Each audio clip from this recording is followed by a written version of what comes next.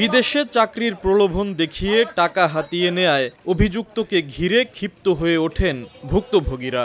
রাজবাড়ীর কালুখালী উপজেলার কয়েক যুবকের অভিযোগ, পূর্ব পরিচিত হারুন তাদের কুয়েতে চাকরির প্রলোভন দেখিয়ে 10 জনের কাছ থেকে 22.5 লাখ টাকা হাতিয়ে নেয়। কিন্তু 1.5 বছরেও তাদের কুয়েতে পাঠায়নি হারুন, আর টাকা চাইলেই নানান টালবাহানা, এমনকি হুমকিও দেয় সে। এ ঘটনায় মামলা করেও কোনো প্রতিকার পাননি বলেও অভিযোগ তাদের। 1.5 মাসের কথা বইলা 1.5 বছর হয়ে গেছে, কিন্তু পাঠাইতেছে না এখনো। এই তদন্তের কোনো প্রতিকার পাই নাই এখন। তোমার আমাদের 10টা ফ্যামিলির 10টা ছেলের ভবিষ্যৎ শেষ অলরেডি। না আমাদের বিদেশ পাঠাক, আর না হলে আমাদের টাকা আর পাসপোর্ট ফেরত দেয়। এদিকে অভিযুক্ত হারুন টাকা নেয়ার কথা স্বীকার করলেও আসমত ফকির নামে আরেক দালালকে তা দিয়েছেন বলে দাবি তার। আমাকে তো বলছে যে ভাই আমার 10টা লোক দেন, আমি তাকে কুয়েতে নিয়ে যাবো।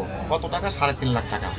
তখন আমি বলছি ভাই আগে আমার 5 জন নিয়ে দেখেন, তারপরে 5 জন লাগলে আরো 5 জন দেন। তখন লোকে আর প্রথম 5 জনের টাকা ক্লিয়ার, পরের 5 জনের ছেলেকে 5 লাখ দিছে। দেওয়ার পরে এখন এই সময় টেনে ঘুরাইতেছে। ভুক্তভোগীর দায়ের করা মামলাটি সিআইডি তদন্ত করে হারুন ও আসমত ফকিরের বিরুদ্ধে টাকা নেয়ার সত্যতা পাওয়ায় দুজনের বিরুদ্ধে চার্জশিট দাখিল করেছে।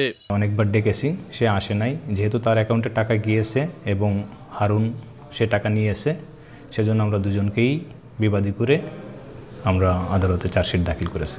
তদন্তকারী কর্মকর্তার তথ্য মতে অভিযুক্ত আসমত ফকিরের বিরুদ্ধে ফরিদপুরের কোতোয়ালি থানায় প্রতারণার মামলা রয়েছে। আশিকুর রহমান, সময় সংবাদ, রাজবাড়ী।